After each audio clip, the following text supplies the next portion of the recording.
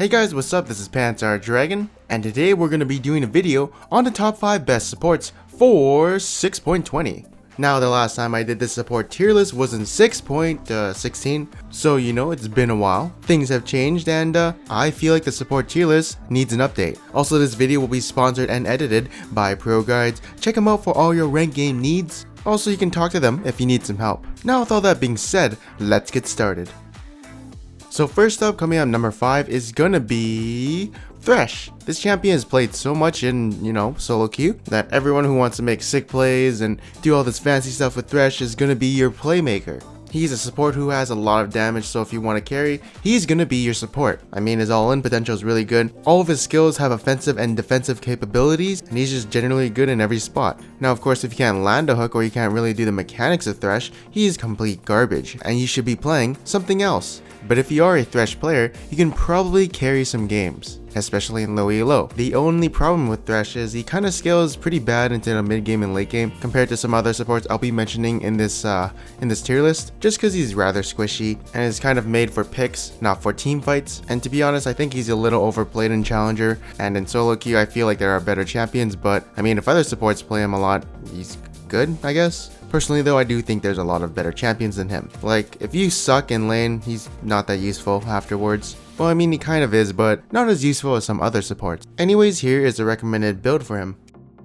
Alright, so the next champion we're going to be talking about is going to be Bard. Alright, so this champion, just like Thresh, very hard to play and takes a lot of skill to play him, as there's so many things you can do with him, especially with your ultimate, as like when you're going for a turret dive, do you ult the tower and this person, or just the tower and nobody else? Do you put a portal here and go through here, or like, there are just so many decisions you have to make decisively, otherwise you will suck at him, and if you don't make the right move, you might screw up and suck at him. So he's very similar to Thresh, but I feel like he's definitely a better Thresh because just like Thresh, he has damage, just like Thresh, he has utility, and he also has a hard CC. So he's kind of like that carry support. He's also really good at roaming, just like Thresh. Okay, I'm saying Thresh too much, but to me, they are very similar champions in terms of like, high mechanical skill, and of course, carry potential. But I think unlike Thresh, he has more, team fight potential. He can ult a lot of people and make a really good play. He's also not really in front, he's more backline than Thresh, as he has range while Thresh kind of goes in with his death sentence and suicides. And yeah, his mobility is insane because of his E,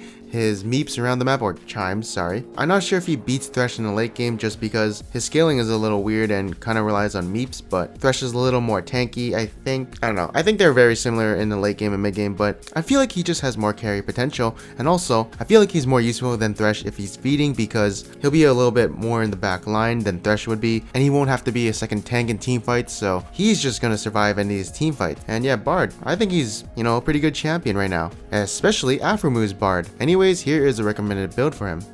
Now, coming in at number 3 is going to be Karma. So Karma is a champion who has a lot of kiting, definitely, with her shields, and her Q slowing everyone. Also has pretty good CC with her Q and W, and the biggest thing that's the best thing about her is probably her AoE shield that she can give to her team with her enhanced E.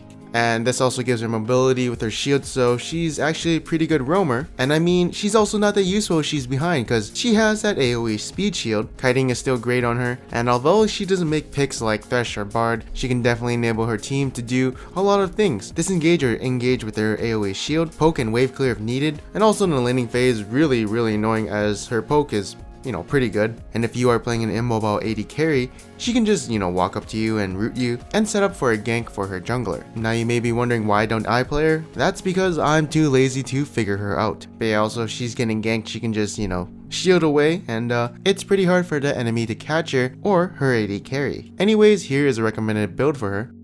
And coming at number 2 is going to be surprisingly Nami. So she's actually appearing more in solo queue than I ever thought. I kind of expected her to come up because a lot of other supports have been nerfed, and she was like the only one who got buffed a while ago. But yeah, I didn't really realize how her laning phase was actually so good. Like, she actually brings a lot of damage. I'm like, holy shit, that's a lot of damage. And she does provide a lot of CC. I mean, her bubble, definitely in 1.5 seconds is a good thing. AoE also is a good thing as well. And her ultimate does provide a lot of zoning or really good follow-up for initiation. And a fun fact about her wave is that, did you know it actually slows for 2 to 4 seconds based on how far the wave has traveled?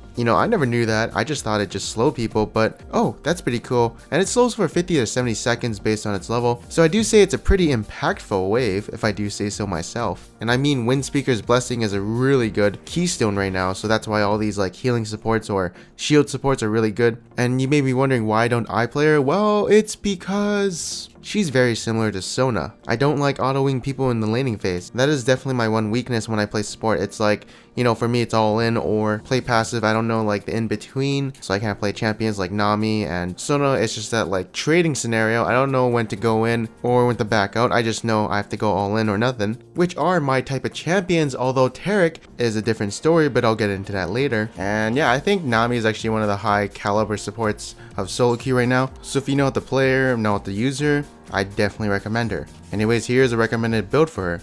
And finally, coming in number 1, oh, that's right, it's going to be Janna. You probably already knew that I was going to say her, and if I believe she's the number 1 support, then why wouldn't I play her? And that's why I've been spamming her so much in solo queue. She is like the easiest support to play. She's not the easiest, but she's definitely kind of easy once you get the hang of her. In lane, all you do is basically press your E and you're good. That's all you have to do. In the mid game, you just have to know when your team needs healing or when to push back someone like a cannon away, and use your W to slow anyone who's trying to approach your AD carry. And your tornado, of course, is pretty good as well. Now, what makes her so good? I think it's her numbers. I think her numbers are really abusive. I think she needs a toning down on maybe her E or her ultimate. I think it heals and shields for way too much. Or maybe it's just her W. Her W gives her a lot of movement speed, so she can roam around the map, you know, clear some wards, do some wards, get some roaming ganks in, but her ganks aren't as powerful as someone like Bard or Thresh. But yeah, I mean, if you look and compare with Karma and Nami, and you associate Windspeaker's Blessing with her, she heals and shields the most. And you know, I've said before, Windspeaker's Blessing is a really OP mastery, so that's kind of the reason why she's going to be number 1. Also, her passive makes her really good for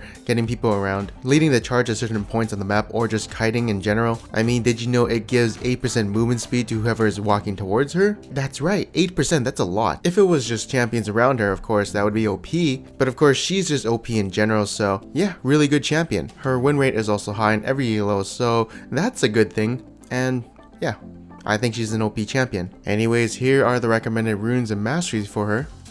And now we're going to be doing some honorable mentions, and first up is going to be, oh, my gay boy favorite, Taric. You know me, I always like to play my feminine champions, but I have to make an exception for Taric. Do you guys want to know why I make an exception for Taric? It's because he used to be so OP on release, but then they nerfed like some ranges and stuff. But in the time frame of him being OP, I abused the shit out of him, and when he got nerfed, I don't actually feel a big difference with him. But that's because they reduced the range of his E by a bit, and also the girth of it by just a very little bit, but I didn't really notice too much of a difference. And the tether and cast range of his W was reduced, but I mean, if you think about it, that's not really too big of a nerf. And he just, oh my god, I just love it when I get into the mid game and late game phase with this guy. He makes his team unkillable, literally. He makes his frontline tanks gods, and his E's stun is actually really good, and also AoE. But yeah, also delayed K ultimate can definitely turn the tide of a team fight, or just even make your team fighting even greater. I mean, if you see a Z ultimate coming in, or even a Kennen ultimate coming in, you just completely nullify it. If of course you can kind of see the future. But yeah, I mean, this champion, he's just, if I'm not playing Janna, you'll see me playing this champion. His mid game and late game is just god tier, so that's why I love him. His laning phase is actually pretty average, but if he can get through it, he's definitely a really good champion. Also, he's a really good Windspeaker's Blessing user as well. Anyways, here is a recommended build for him. And next up, we're going to be talking about Morgana. So Morgana is a champion who, I guess, is more of a Thunderlord's user, of course, but I think she's coming into the meta just a little bit, as Jinx and Jhin are currently being played, and she can protect them from divers and assassins with her Q, and especially her black shield. And also other supports have been nerfed, a while ago, but yeah, apparently she's coming back in. I might even start playing her, but I'm good with my Janna and Taric. Oh, and I guess Soraka, but she got nerfed, so I don't really play her as much. But yeah, Morgana seems to be a little bit more played right now. Anyways, here is a recommended build for her. And finally, the last honorable mention is going to be Blitzcrank. You know, I used to play this champion. He was one of my go-to supports, but then they nerfed his ultimate's cooldown, and I was a little bit scared of that nerf, but they didn't really nerf his damage, so he has that all-in potential, and he's also still a really good carry support, as long as he can land those hooks. Like, in my opinion, he's like Thresh, but a little bit more all-in and more offensive capabilities than defensive. Also, I feel like he has more burst damage. Thresh has more damage over time. Not really. But Blitzcrank's combo definitely feels like it does more damage than Thresh's. Anyways, here is a recommended build for him. And yeah, that's gonna be the end of this video. I hope you guys enjoyed it. If you guys did like this video, make sure to leave a like. And if you didn't, make sure to subscribe. Anyways, I am Panzer Dragon, and I'll see you guys next time.